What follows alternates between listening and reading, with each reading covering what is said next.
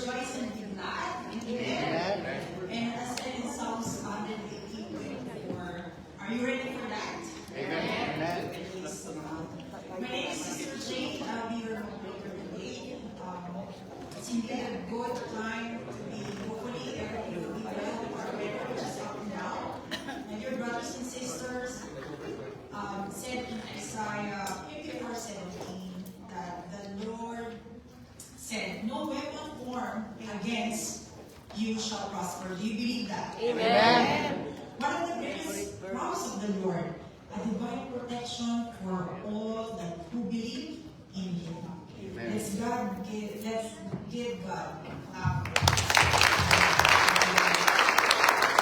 In this very time that we are living, there are different kinds of challenges in our lives, whether it may be spiritual, emotional, or even physical. But God reminds us that we need to continue to trust in Him alone. In Him. He who holds the promises. And because He is a God that never changes, Jesus is the same yesterday, today, and tomorrow. Tomorrow, forever. He never changed. And that is our blessed hope, friends. Amen. That's made everything good in His time. Yes. So before, for the Word of God, I will just give some announcements. So men's ministry shall take place on May 2 at 10 o'clock a.m. It will be a joint fellowship in the residence of Pastor Jerry. And we have 2 prayer meetings. One is on Wednesdays and one is on Thursdays. On Wednesday it's 8 o'clock and on Thursday it will be 7 o'clock. So you can join both if it's not available on the order. So on July 10 it will be the church camp. And on May, of course, Happy Mother's Day. Be excited on that on May 10 on Sunday. Thank you, Lord. Today, we shall hear the message of God, and the topic will be, what if Jesus did not rise from the dead? So we will see what will happen. So may I ask everyone to stand so that we can have reverence in reading the Word of God. Let's all read it together. Okay, let's now read. Now when Christ we preach that He rose from the dead, how say some among you that there is no resurrection of the dead?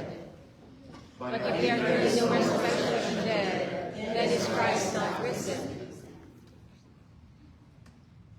And if Christ be not risen, then is our preaching vain, and your faith is also vain. Yea, and we are not all false witnesses of God, because we have testified of God that the grace of Christ, whom He raised not up, so we that. The dead rise not. For if the dead rise not, then is not Christ raised. And if Christ be not raised, your faith is vain. Ye are yet in your sins. Then they also which are fallen asleep in Christ are perished. If it is life only we have hope in Christ, we are all men most miserable. Let's all close our eyes in reverence and let's all pray. O Lord, our most heavenly Father, the God of Abraham, Isaac, and Jacob, with great joy we come to the house of the Lord to give you praise, glory, and the highest honor of all wonderful things that you have done to us, O God. We thank you for your loving kindness. Lord Jesus, our Prince of Peace, our great physician, our comforter, and you, O Lord, are more than enough. As we gather today, anoint each one of us with your Holy Spirit, so that we can truly worship you in spirit and in truth. We humble ourselves and submit all our cares on your feet, O Lord. For you know the innermost of our thoughts and actions. Nothing is hidden from you, O God. May we just focus in your everlasting love. You have gave your only begotten Son to die for our sins, and now we are redeemed by the precious blood of Jesus. O Lord, thank you, Almighty God. We thank you, O God, for Pastor Jerry, for using him for your message today. Give him your daily anointing for a powerful message that will enrich each one of us to be tuned into your will. By the authority of your precious name, Lord Jesus, the name above all names, we will rejoice in confidence that you will give us that protection and discernment in these days that we live. We all ask this in the mighty name of Jesus. Amen. Good afternoon, church. Good afternoon. Do you believe that God is good? All the time. Do you believe that Jesus has risen? Amen. Amen. So let us stand up, let us be joyful, and let's be excited to worship our God. Amen.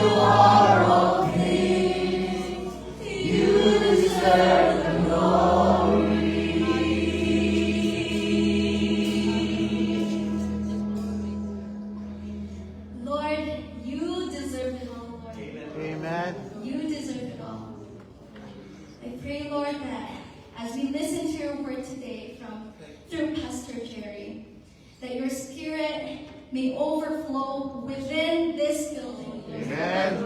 And that your spirit will move within us, Lord. And I pray, Lord, that you will continue to produce fruits within each and every one of us, Lord. Amen. And we just thank you, Lord, for today. We glorify you, Lord. Thank you, Lord, for this privilege of worshiping you. And this I pray in Jesus' mighty name. Amen.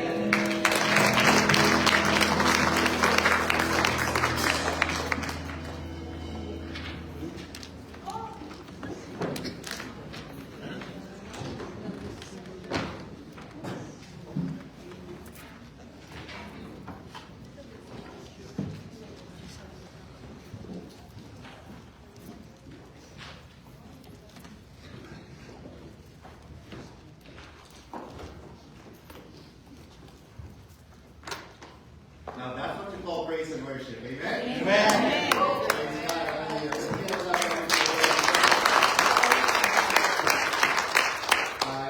One time I attended Rayan Fuentes concert. Rayan Fuentes. Yeah, right. Who knows Rayan Fuentes, right? Yeah. So Rayan Fuentes, when we attended his concert, it was a praise and worship concert, he said, this clap is for celebrities, Yeah. but this clap is for the Lord.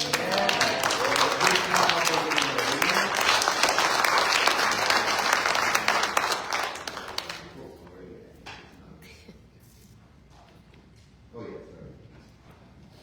All right, can you hear me now? Yes. Thank you, Crystal. Praise God. I also praise God that I saw Chin Kim earlier mentoring Joel.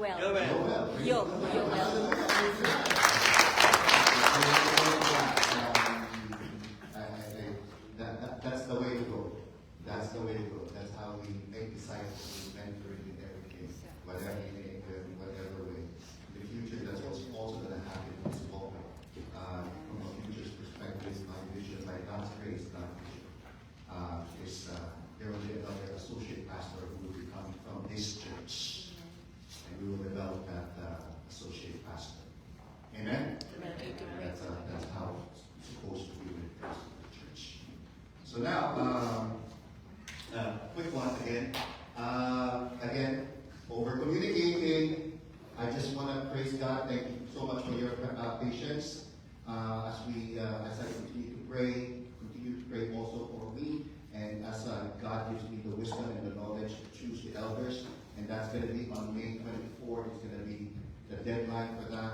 And just wanted to show you quickly the qualifications for elders in Titus, right? This is what qualification elders for Titus, if you can see that here on board. It says there, yes, you can. Oh, there? Sorry. There. There you go. The qualification for elders is that. In Titus, it's almost the same in Timothy anyway. It's Paul who says that when it comes to appointing elders in every town, right? Must be above reproach, believers, must not be arrogant or quick-tempered, or drunkard or violent, greedy for gain, but hospitable, a lover of good, self-controlled, upright, holy, and disciplined. Okay? And in Timothy, this is what it says here. Here's a trustworthy saying: whoever aspires to be an overseer, presbyteros is the Greek word for that. It means just oversee, right? Desires a noble task, above reproach, faithful to his wife, temperate, self-controlled, respectable, hospitable, able to teach, not given to drunkenness, not violent, but gentle, not quarrelsome, not a lover of money, must manage his own family well. He must not be a recent convert, or he may become conceited, must also have a good reputation for others. Amen? And that's the reason why it's taking time. And also the reason why I'm following that is because the Bible says, Paul says, the Bible says, do not be hasty in the laying on of hands. It means make sure that you pray about it, ask about it, you learn about the people, because the number one thing when it comes to an elder, the number one criteria is the character. God looks at the heart and the character of the person, not necessarily the skill of leadership. Amen? Amen. Praise the Lord. And the elders that, just an FYI, the elders that are going to be chosen, brothers and sisters, definitely they're the ones who are going to be leading the church, and once we are, they are servants, by the way. I heard of a story that there was this one kid he was trying to apply to a major university. When he was applying to this major university, you know that there are questionnaires, right? And one of the questions in that university is this: do you have leadership skills? And he answered no.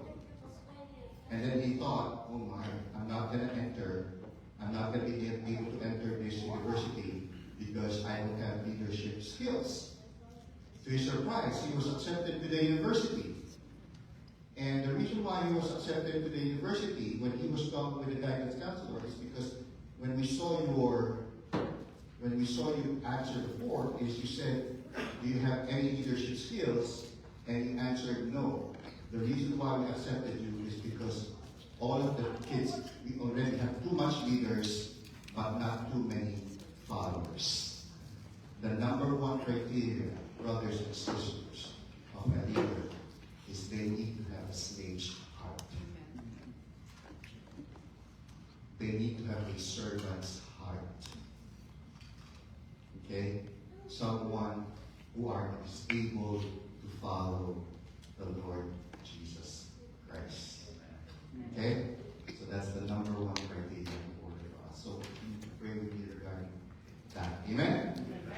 And then, of course, the topic, we're going to continue the study when it comes to resurrection. And when it comes to the resurrection, brothers and sisters, the reason why we're continuing the study when it comes to the resurrection, because usually we only talk about the resurrection on Easter Sunday or Resurrection Sunday, then afterwards we do not talk about it throughout the whole year. Or I decided for this month, it's always going to be for the resurrection, and then coming May, next week, it's going to be a different topic altogether. I remember the story that there was this woman who ordered an Uber.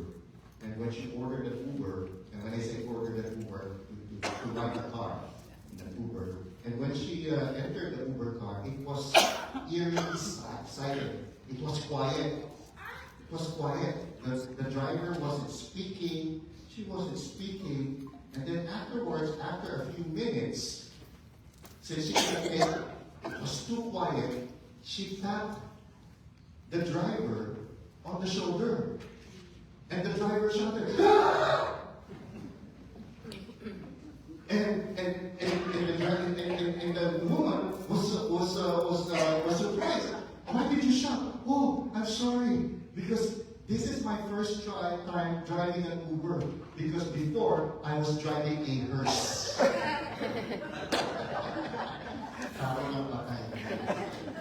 he thought somebody just tapped him on the shoulder. Somebody resurrected. You know, I have a team member in our work. And one time she said to me, Jerry, can I take a day off on Friday, which is April, which was April, it said, can I take a day off on Friday, April 10, on a Monday, April 13? And I said, oh, why are you going to take a day off? Because I'm going to be celebrating Good Friday and Easter Sunday. And I said to myself, and I asked her, because she saw my face, right? Isn't that Good Friday is April 3 and Easter Sunday is April 5? This is a true story. And April 5 is Easter Sunday. And then she said, oh, yeah, you didn't know. Because I'm Orthodox Christian. She's Greek Orthodox Christian. She's coming from Serbia, but her family is Orthodox.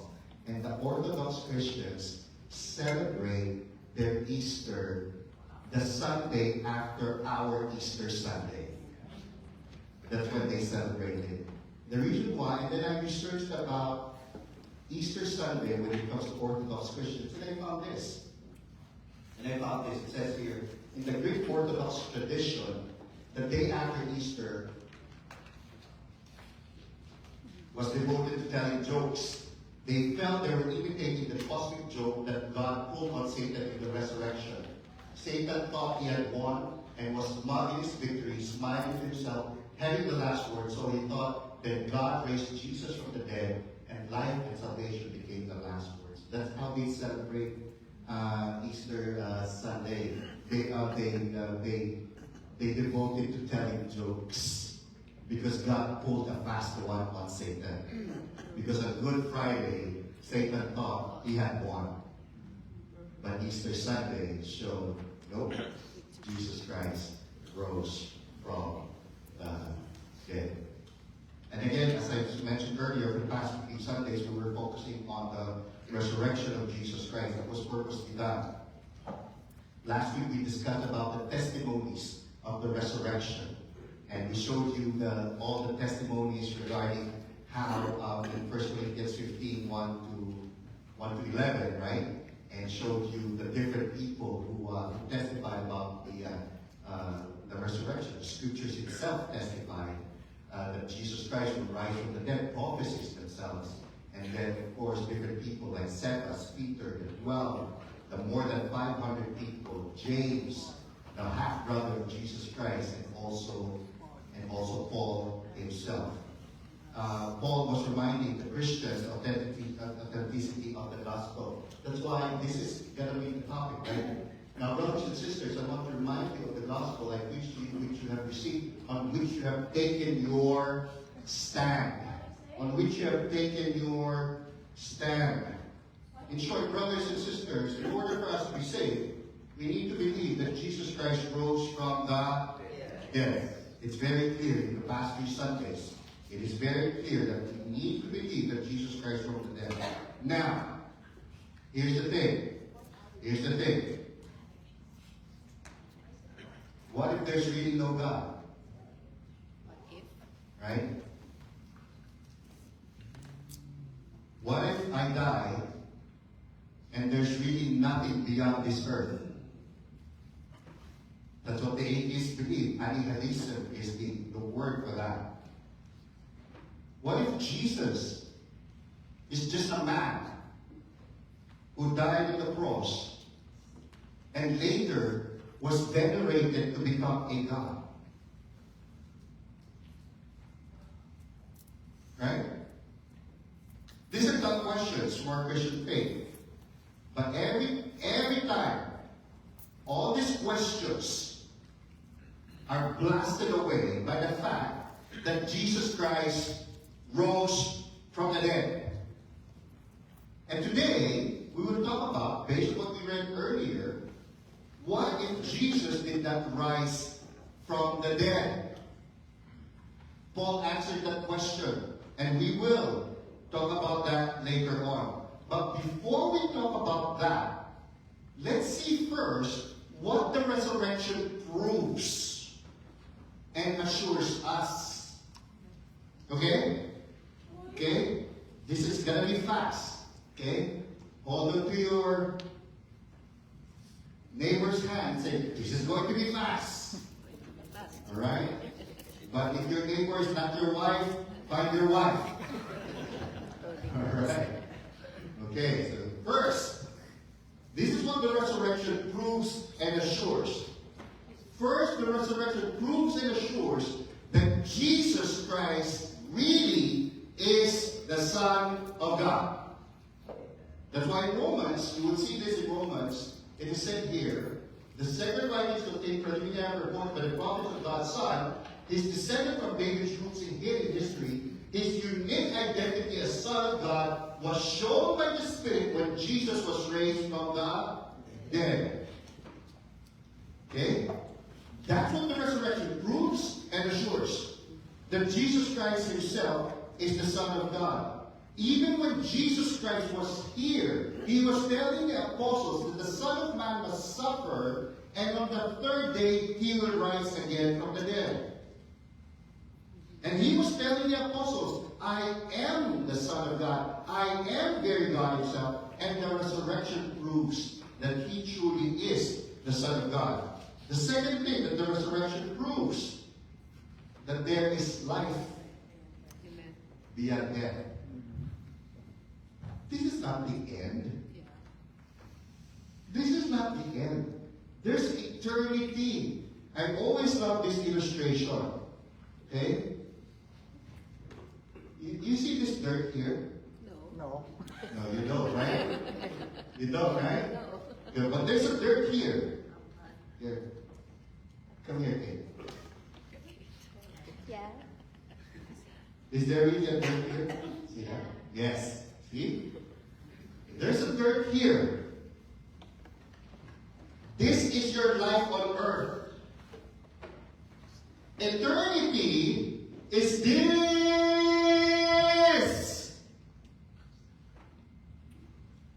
And beyond. And we are concerned about this small dot. Right? When eternity is, whoo, it goes to 45 Papay Crescent. 43 Papay Crescent. Right? This is our life here on earth, and we're so concerned about this dot. There is life beyond this earth. That's why Jesus said, he who believes in me, though he may die, he shall live. Number 3, it is his resurrection that proves that God has forgiven our sins. And we'll talk about that later on. Without the resurrection, how do we know that God has forgiven our sins? How do we know that we are right before God right now? God says so. It means only a man has died on the cross, not God himself. And I will tell you later on, it's very interesting why it's so important that Jesus Christ rose from the dead. That's why the Bible says, look at this, he was handed over to God because of our sins, and he was raised to life to make us right before God and with God. And we talked about that on last Easter Sunday. That's why I wrote here, the resurrection is God's amen to Christ's statement, it is finished. Because when Jesus Christ rose from the dead, God is saying to his Son, I am satisfied with the sacrifice that you gave. That's why he rose from the dead. If he did not rise from the dead, he's just another man who died. 4, it is his resurrection that assures us that he is present with us and intercedes for us. He is interceding for us right now. He is present with us right now. That's why look what the Bible says. And surely I am with you, what? Always. He said that when he rose from the dead and he met with his disciples. And then it says in Romans 8:34, Christ Jesus who died, more than that, who was raised to life, is at the right hand of God and is also interceding for us. Okay? So Jesus right now is interceding for us. And he is present here. And why do we know that? Why are we assured that he is present here? Because he rose from the dead. He is alive. He ascended to heaven and seated at the right hand of the Father. Which brings us to the last. It proves and assures us that he will come back for us and then judge the world. That's why it says here, I wrote it down here, in 1 Thessalonians 4:14, since we believe that Jesus died and rose again, even so through Jesus, God will bring with him those who have fallen asleep. Fallen asleep here doesn't mean so asleep that when you die, you're just sleeping. That's what the Seventh-day Adventists believe. No, as Christians, the Bible is very clear. Once we die, absent from the body, present with the Lord. We're immediately with the Lord Jesus Christ. Okay? And then one of these days he will come back again. In Acts 17:31. For God has set a day when he will judge the world with justice by the man he has appointed. He has given proof of this to everyone by raising him from the dead. By the way, brothers and sisters, we'll talk about this one of these days. For the believers, For the believers, Paul was saying, and I will explain to you later on the background of this, because in 1 Corinthians 15, the later verses he was explaining this, for the believers, once we are raised up from the dead, and when they say raised up bodily from the dead, we will have glorified bodies. Talk about that later on.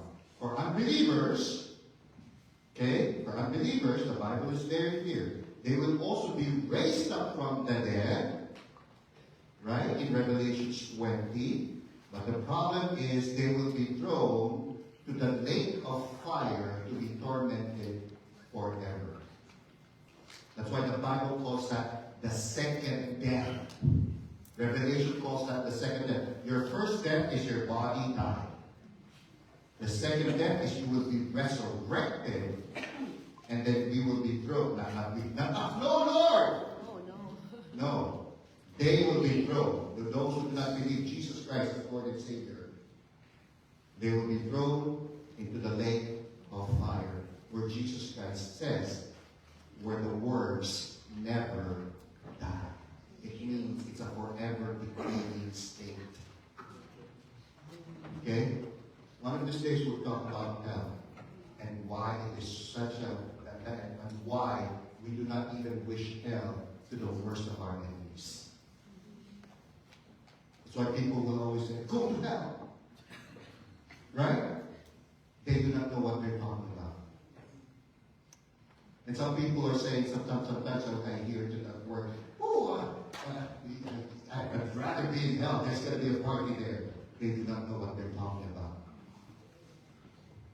Right? And that's the reason why we are really concerned about the souls of men.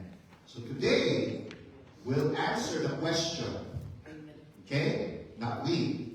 The Bible will answer, the Word of God will answer the question, what if Jesus Christ did not rise from the dead?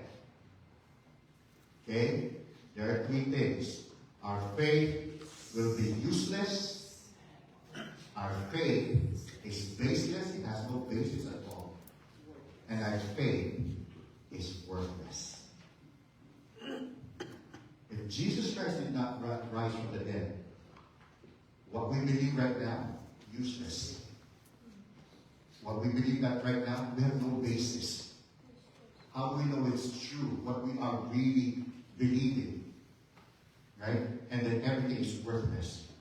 Whatever we're doing here, it's nothing. It's worthless if Jesus Christ did not rise from the dead. Let's talk about first, our faith is useless. Let's start first.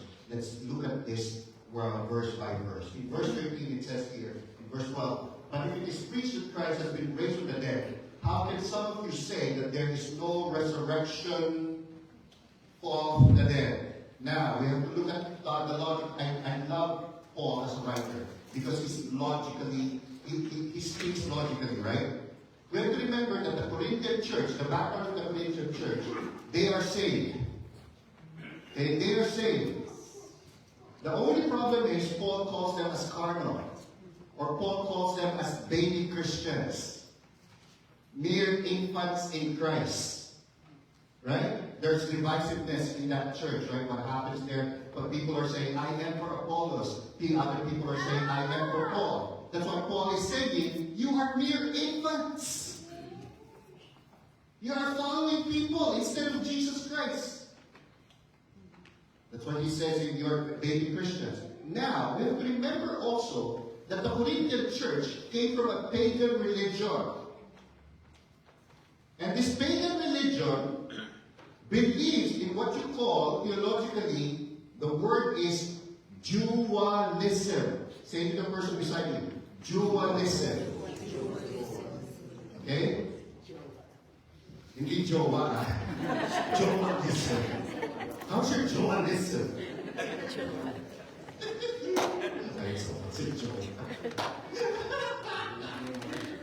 Alright. And dualism in the pagan religion believes, yes, they believe that there's body and soul. Right? Okay, body and soul. That's why the Bible talks about soul. Zoe is the Greek word.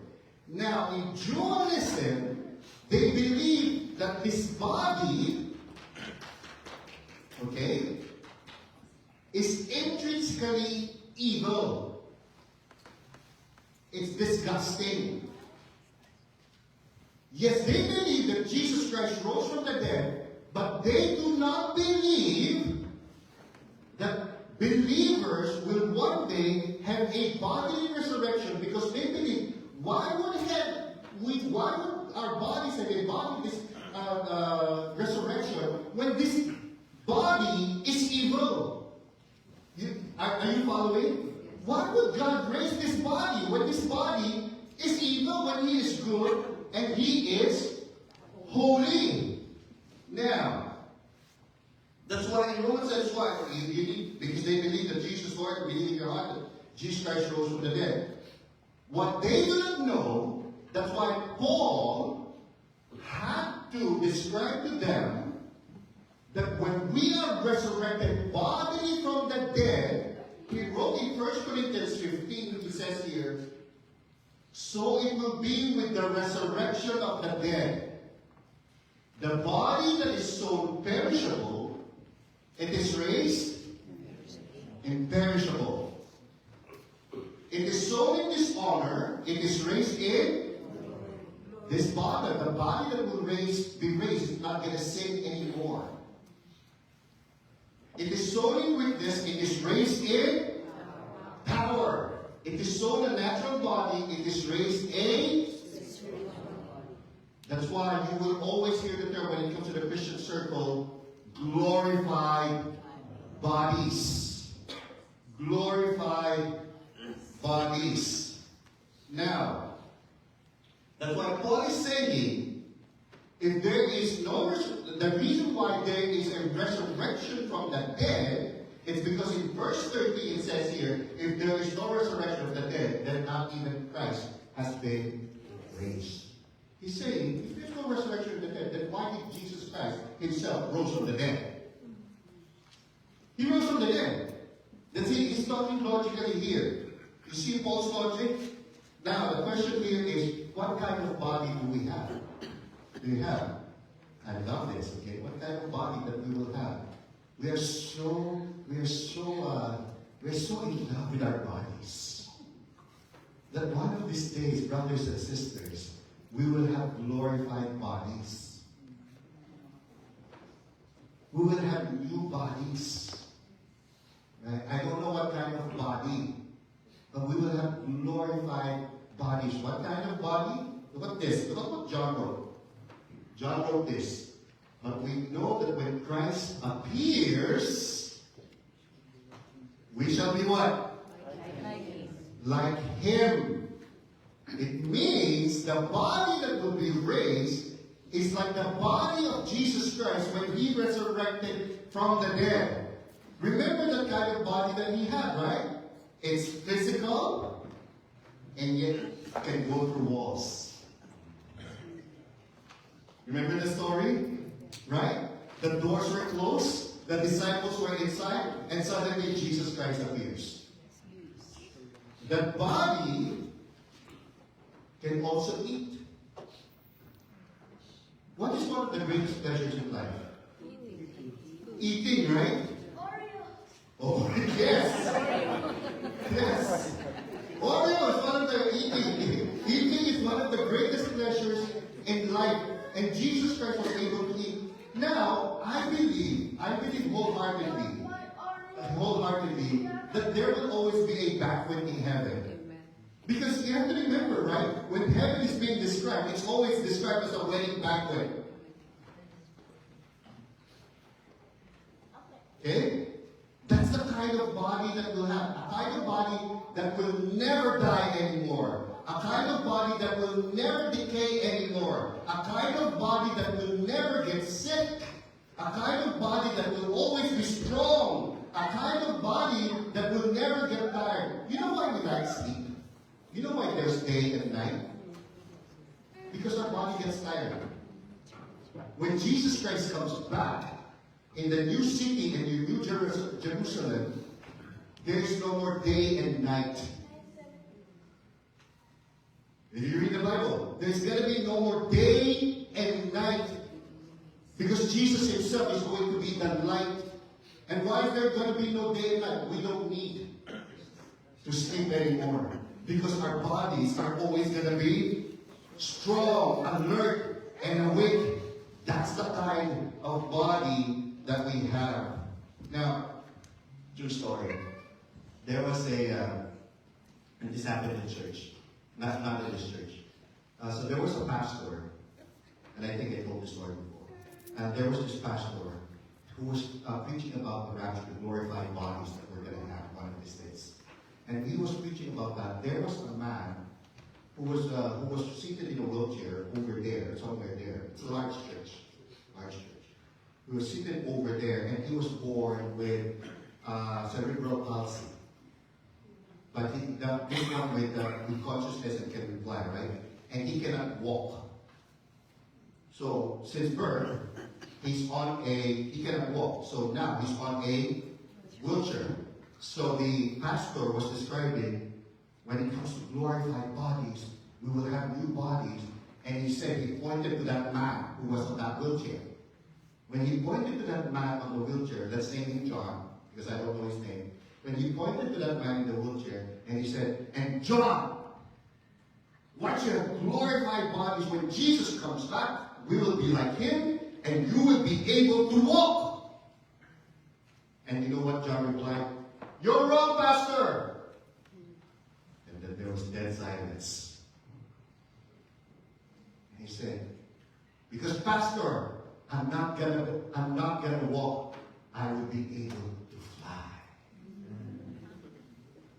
Because that's the body that we're going to have. Just like Jesus Christ, that can go through walls. And look at what Paul is now saying in verse 14.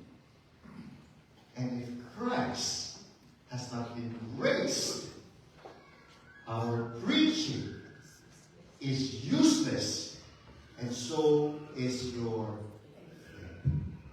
The word useless in Greek is chaos. It literally means it's empty. It has no effect. It's useless. In short, it's nothing. It's vain, as we read earlier. That's why by God's grace I showed you earlier. That's the reason why earlier I showed you what the resurrection proves and assures, right? Now, we know that when Jesus Christ rose from the dead, it proves he's the Son of God. Our sins have been forgiven, right? It proves that Jesus Christ is interceding for us. I'm preaching to you, and you have been preached before, and believe that Jesus is the Son of God. If there's no resurrection of the dead, then that's not true. It's useless, that preaching. What you believe is useless. And we preach that we believe that there's life beyond death. If there's no resurrection of the dead, then what we believe is useless. It's not true that there's life beyond the dead. If you've been preached before that Jesus Christ died on the cross to pay for our sins, and he rose from the dead, if Jesus Christ did not rise from the dead, and we will talk about this later on, we will still go to hell.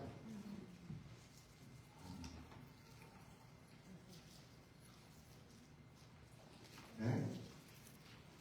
It's been preached to us that when Jesus Christ rose from the dead, we know that he is present with us and interceding for us right now. If that is not true, brothers and sisters,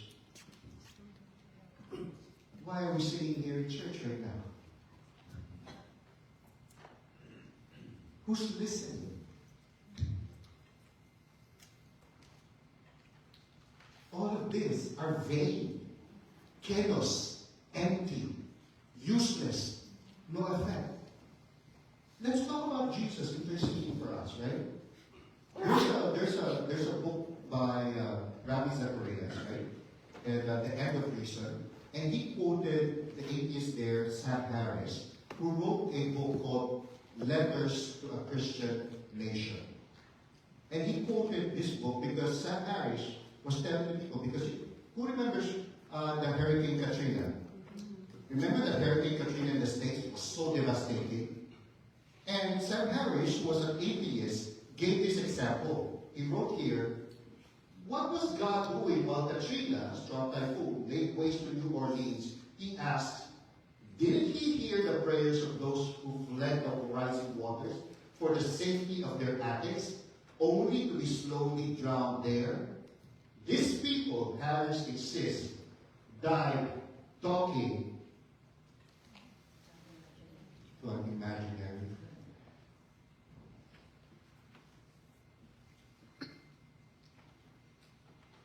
What proves that when you are down on your knees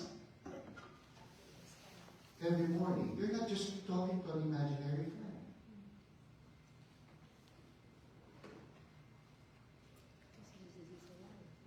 Why? We know that we're not talking to an imaginary friend. It's because Jesus Christ is alive. Because Jesus Christ rose from the dead. Brothers and sisters, because if Jesus Christ did not rise from the dead, everything that we're doing here right now is useless. But because Jesus Christ, we know is here with us, and He hears us, and He listens to us, everything that we're doing right now glorifies His name. That's why this man wrote, the bodily resurrection of Jesus Christ from the dead is the crowning proof of Christianity. If the resurrection did not take place, then we're like just any other religion. We're just like any other religion. Right?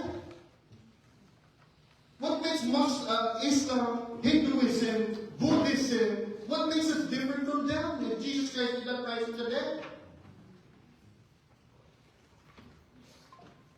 It's just a set of philosophies, it's just a set of stories, it's just a set of myths and legends. But we know what we believe is true is because Jesus Christ rose from the dead.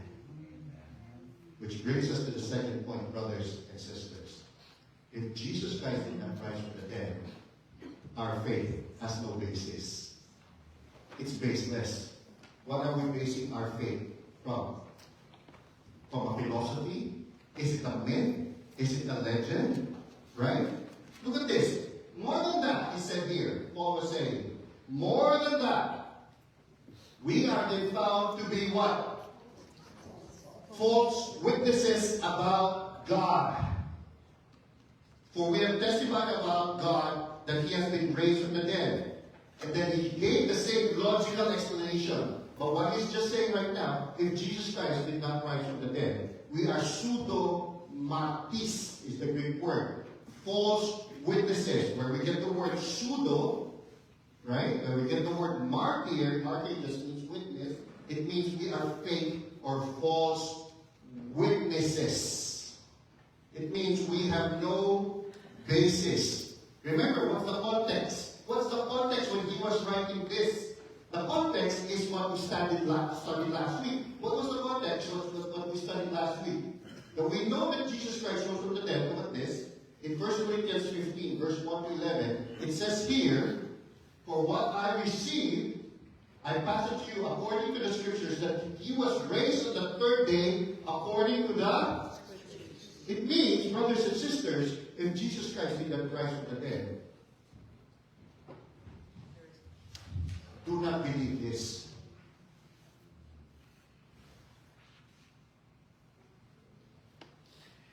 Why would I believe this?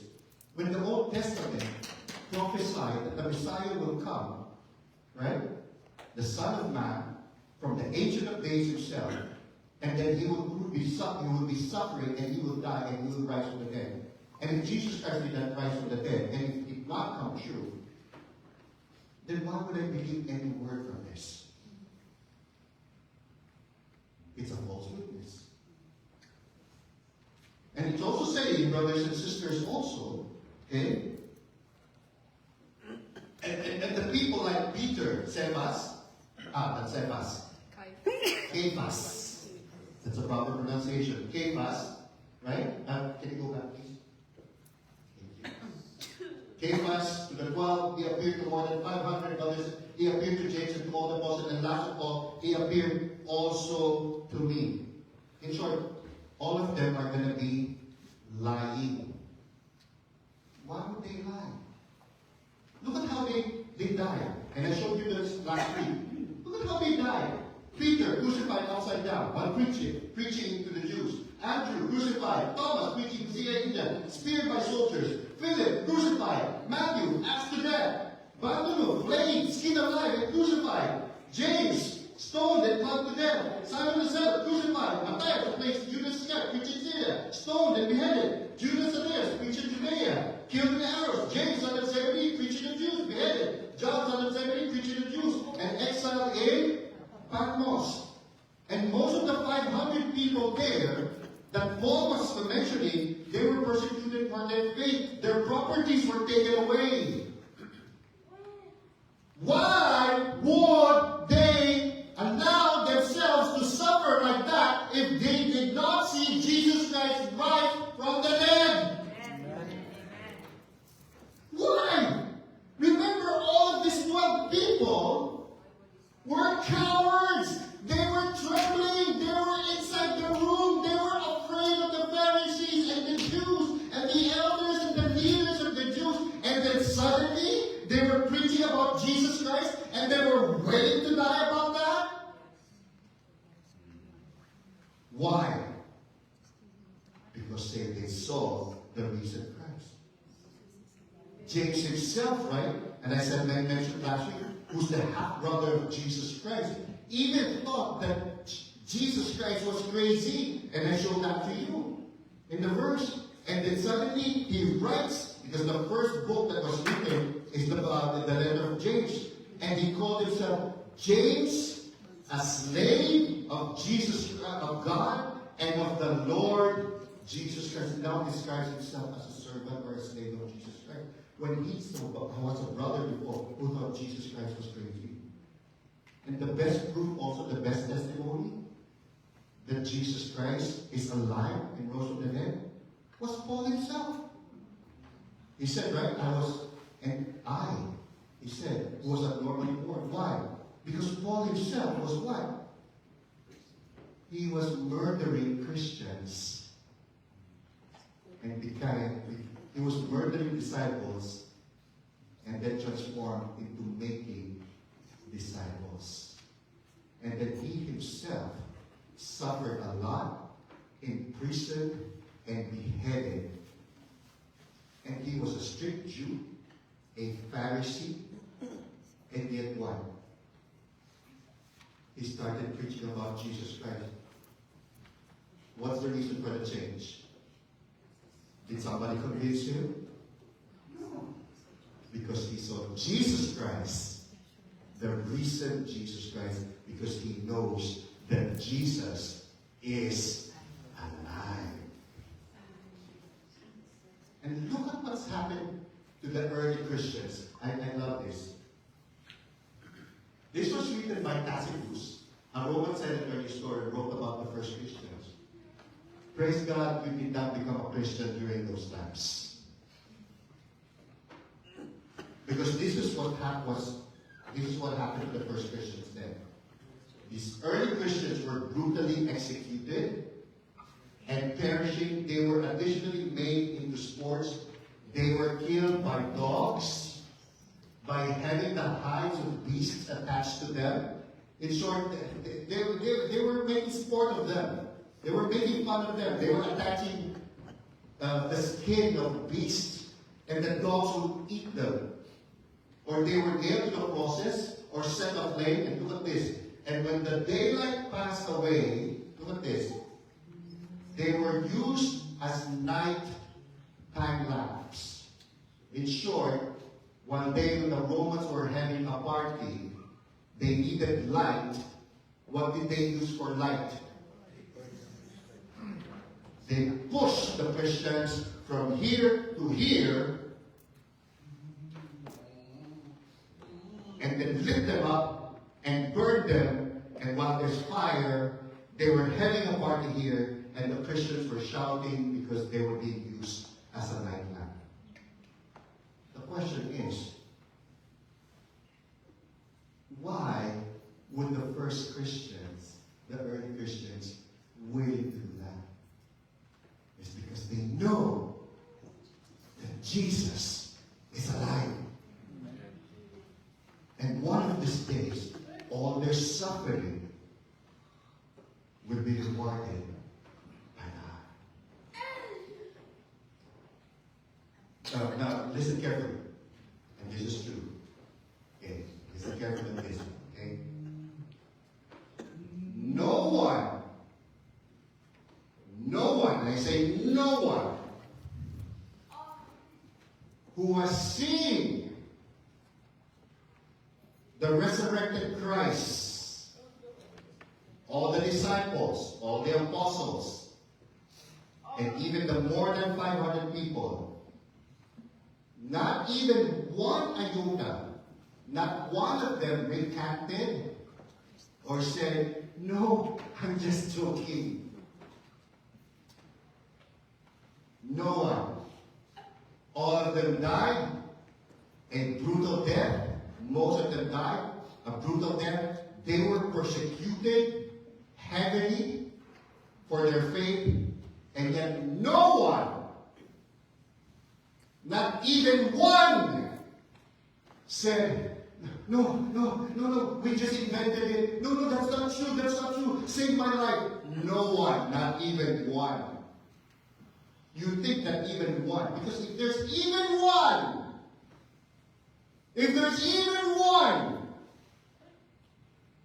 then it puts doubt to the story, to the reality, to the truth that Jesus Christ rose from the dead. But they were all willing to die for what they know, not only believe, for what they know is true. Because Jesus Christ rose from the dead. I remember Jen's not here right now. She was sharing the gospel in her office, in her place of work. And she's always like that. She's always sharing the gospel. And when she was sharing the gospel, two people reported her.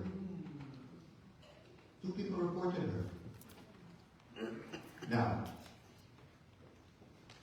if Jesus Christ really is not true, then whatever Jen is doing is what? Is useless and is baseless.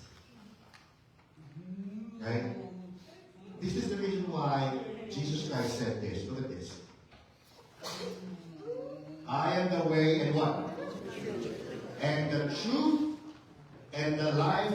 No one comes to the Father except through me. When Jesus Christ says, I am the truth, the reason why you know that you are believing the truth, because I am the basis. Don't worry. What you're believing, Jesus Christ is saying to us, Jesus Christ was saying to the people, the reason why you know that what you are following, what you're believing is true, is why? Because of me. I am the way. I am the what? The truth. The basis of all your beliefs. And if Jesus Christ did not rise from the dead, brothers and sisters, you'd rather have chestnut rather than be here. I'll be the first one to tell you, this is nothing. Let's just close this church. Amen? Alright? But Jesus Christ rose from the dead. That's why I always tell this. Faith, listen carefully, faith is always based on facts. It's not based on our feelings. It's not based on our emotions, although it is still good because we're a whole body. But our faith must always be based on facts, on the truth.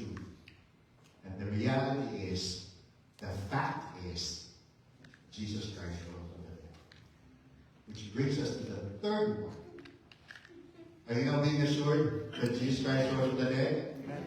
Right? Which brings us to the third one. If Jesus Christ did not rise from the dead, our faith is worthless. That's why it says here, and if Christ has not been raised, your faith is futile. You are still in your sins. Futile means mateos. No result, no purpose, or fruitless. We have a term in Tagalog. The term of Tagalog is this. Balewala. Say to the person beside you, balewala. Balewala. Okay? The word for balewala, in short, there's no benefit. Why are we doing this? This is all balewala. It's worthless if Jesus Christ did not rise from the dead. But since He rose from the dead, this is not balewala. Why is it not balewala? Why is it worthless? Number one, look at this. Why is it worthless? All of this is balewala. All of this is... First, if the Bible says, go back, please. It says here, if Christ has not been raised, your faith is futile. Why is it balewala? You are still... Yes. You're still in your sins. Brothers and sisters, what does it mean? This means we have not been forgiven. This means we are not truly saved. We are not right before God. Remember my preaching during actual Resurrection Sunday. It says here, look at this. He was delivered over to death for our sins and was raised to life for our justification. Read, yes, the Bible says Jesus Christ paid for our sins on the cross. But here's the thing, okay? Listen carefully. Do you know that more than 300,000 people were crucified during the Roman times?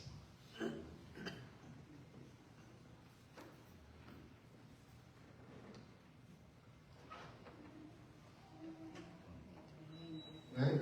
During the time of Spartacus, there were about 6,000 people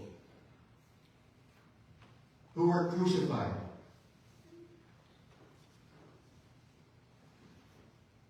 Okay?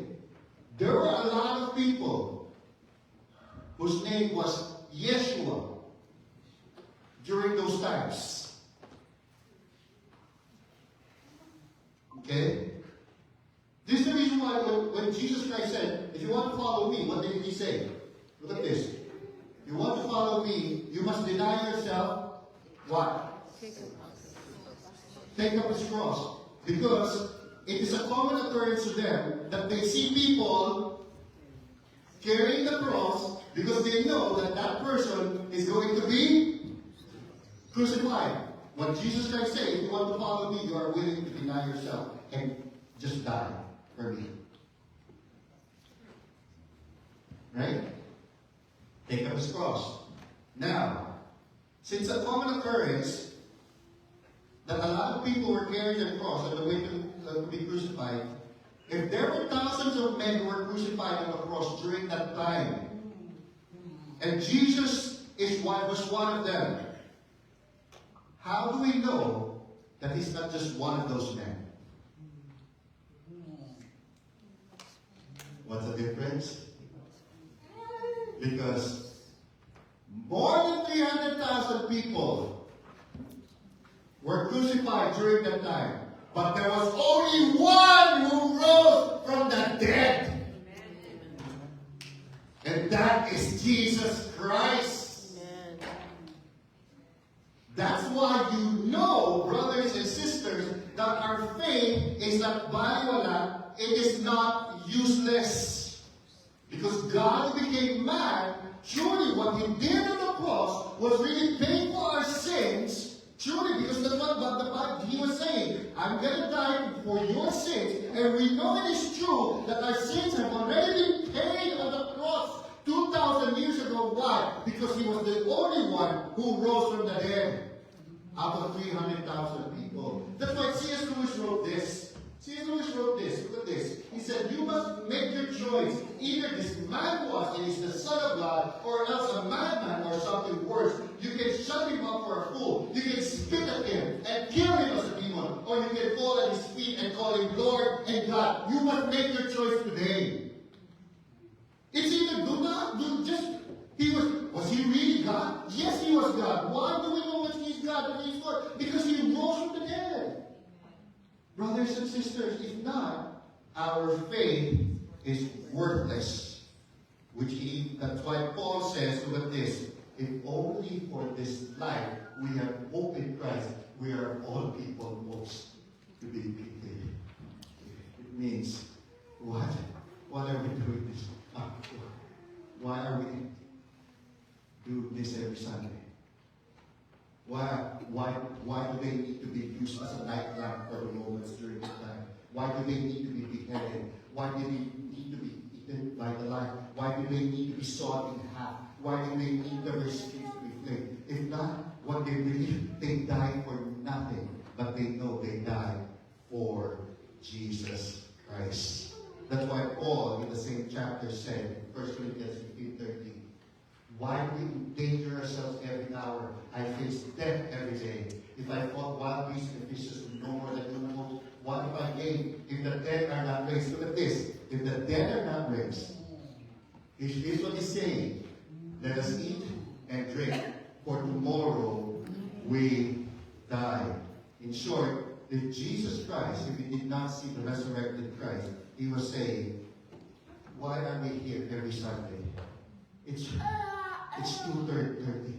It's time to have siesta, rather than be here. If Jesus is not here, why are we doing this for? If Jesus is not here, why is the music team practicing every Friday or Saturday? Why? Oh, if Jesus is not alive, if Jesus is not truly alive, he did not rise from the dead, he's not Lord and God, why do you go to the seniors' home and be a blessing to the seniors? You are just doing it for yourselves, but not doing it. But we know we're doing it for Christ. Right? Because why? Why? Because we know he is alive and he sees what we are doing. And the Bible says, hindi niya binabaliwala. What you're doing right now is not worthless. And one of these days, this is what we want to hear from Jesus Christ. This is the reason why we're doing all of this. Because one of these days we will meet him. And he says to us, well done, good and faithful servant. That's the reason why we are here in church. That's the reason why we are celebrating him. That's the reason why we are serving him. Our faith is not useless, baseless, or worthless. Why? Because in 1 Corinthians 15, verse 20, Paul says this, because of Christ, only for this life we have hope in Christ, where all people mostly believe. But Christ has indeed been raised from the dead. We know what we believe is true and real. When we are worshiping here, he hears us, he listens to us, and he is pleased to us because he rose from the dead indeed. That's why the first Christians, when they greet each other, someone says to them, he is risen. The answer is, he is risen indeed. Let's practice. He is risen. He is risen indeed. The KJV, the word indeed, now it means at this moment saying he is alive. Brothers and sisters. Let me finish with a very short story. Very short story. You know, I'm at the age already. Remember, there are seasons in life, right? Remember, we had seasons in life during my time. Because I'm 30 years old right now. Okay. Why not? Alright, I got stopped right now. But there are seasons in life where it's almost like everyone, there's a lot of people that, for example, a lot of your friends are getting married. There's a season in life like that. And then there's a season in life that a lot of your friends have kids. I'm at a season in life right now where it's either my friends are getting sick or I'm attending a funeral. I'm at that season in life right now, right? So I just heard that my brother has stage 4 cancer in the Philippines, prostate cancer. And I said, okay, that's our season in life. And every Monday, I have a prayer meeting together with my best friend and another friend every Monday night. They're based in the Philippines. I'm here. Every Monday, we have our own group. We meet and we pray. And I told them about my brother, right? And then when I told them about my brother, the thing that they were telling, the discussion was this. The discussion, we're at that season already that we're at that end of the line when it comes to this life. They're Christians, right? And they said, and then one of my friends, his name is Ricky, asked Peter, who's my best friend, Peter, what's your target age that you want to die? What's your target age on how long you will live? I said, what's your target age on how long you will live? And Peter said, oh, my target age is 75 years old. Okay? And then Ricky said, oh, me, my target age is 80 years old. That's his target age. And I was listening to them, and I said to them, you know what, me, I've already hit my target. And he said, what's your target? Because my target is eternal life.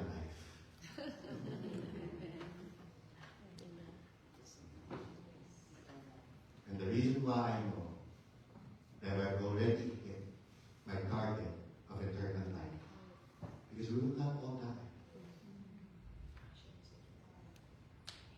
In our last moment, you know that story where there was this daughter. I said just one last story, but this one. There was this one daughter who was ill with sickness, a rare disease, and she was about to die. And she was scared, right? And the daughter was asking his Dad, how is dying, right? And this girl, this family was a Christian. And the dad was saying, you remember when you were watching TV in the living room, in the sofa, and then you fall asleep? And then when you fall asleep, when you wake up, you're already in your bedroom. Right? It's because the reason why you're already in your bedroom is because when you fell asleep, when you close your eyes, I carried you from the living room to the bedroom. It's the same with dying, he said to the daughter. That when you close your eyes at that last moment, when you wake up, you're already with Jesus. And why do we know that's true? Because He is risen. Our God is alive. Whatever we believe right now is true. Because God, Jesus Christ, rose from the dead. He is risen. He is risen indeed. Let us pray. Father in heaven, we just want to thank you, Lord, so much. We know truly, without a shadow of a doubt, that whatever we are doing here is not useless, is not baseless, is not worthless. Because what we are doing here is real, is true, and pleases your heart. Because we know that you rose from the dead, and you are with us right now. That whatever service we perform before you, Lord, you notice that, you see that. You even said in the Bible, O Father in heaven, that even if we give a glass of water to the least of our brethren, Father, you see that. Because one of these days, we know that when we come to you face to face, there are only these words that we want to hear. You saying to us, well done, good and faithful servant. We await that day. And this we pray in Jesus' name. Amen.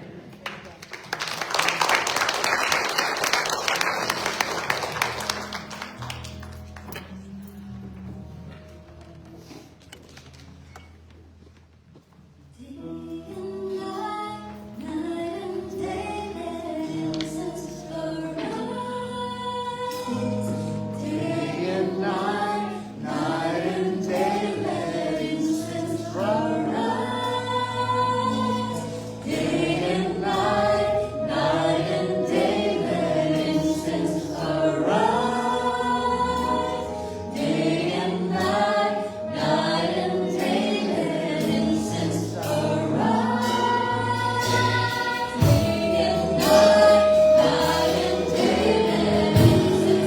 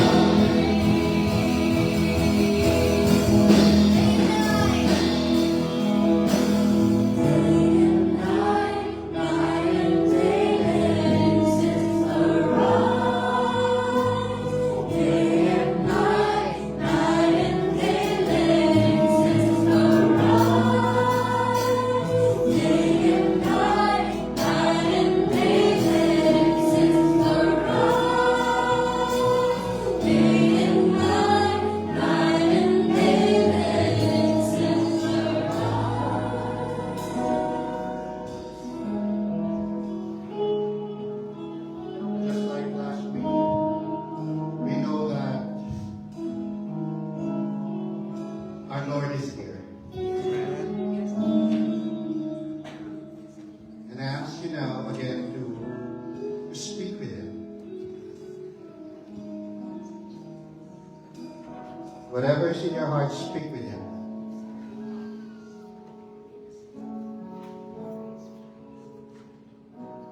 And also ask Him, like when Isaiah saw the throne of God, he said, here am I, send me.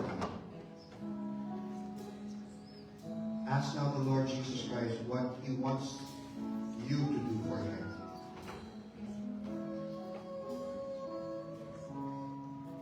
Ask Him right now.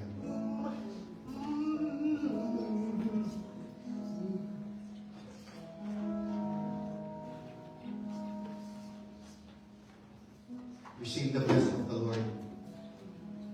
May the Lord bless you and keep you. May He make His face shine upon you and be gracious to you.